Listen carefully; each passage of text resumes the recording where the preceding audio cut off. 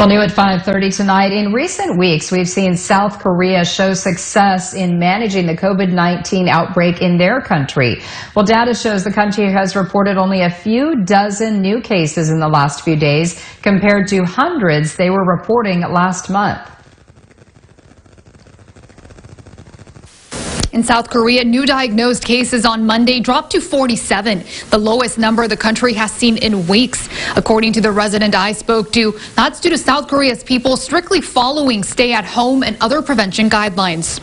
Isaiah Perez, born and raised in Bakersfield, moved to Seoul, South Korea in 2007. Perez, the brother of 5th District Supervisor Leticia Perez, says he quickly fell in love with the country and now permanently calls Seoul his home. When the COVID-19 outbreak first hit South Korea in January, Perez immediately saw safety precautions put into place. They started to distribute hand sanitizer and face masks on the subways and on the buses. Perez adds the government didn't shy from communicating with its people. The government started sending warnings to your phone, and they developed this app where it allows you to see where everyone has been, who's had the virus.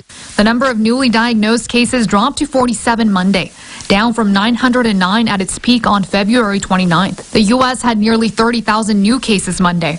However, South Korea's population is equal to only 15% of the U.S. A fair comparison would be comparing South Korea's cases to those in the state's west coast, California, Washington, and Oregon. Together, those three states had nearly 1,500 new cases Monday. So I know it's frustrating. I really do not like being in my house for now almost 2 months. But, it's given me some extra time to spend with my wife and my daughter.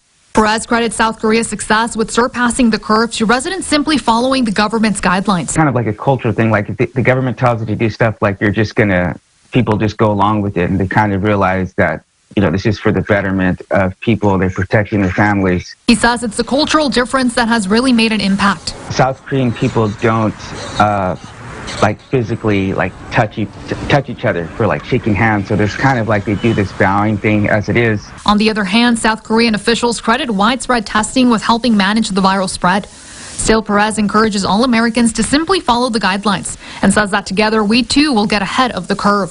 Their mindset is totally different as far as the masks go, because they do not wear masks to prevent themselves from getting sick. What they do is they wear the mask when they're sick to not get other people sick. So they're more community minded. Amber Frias, 17 News.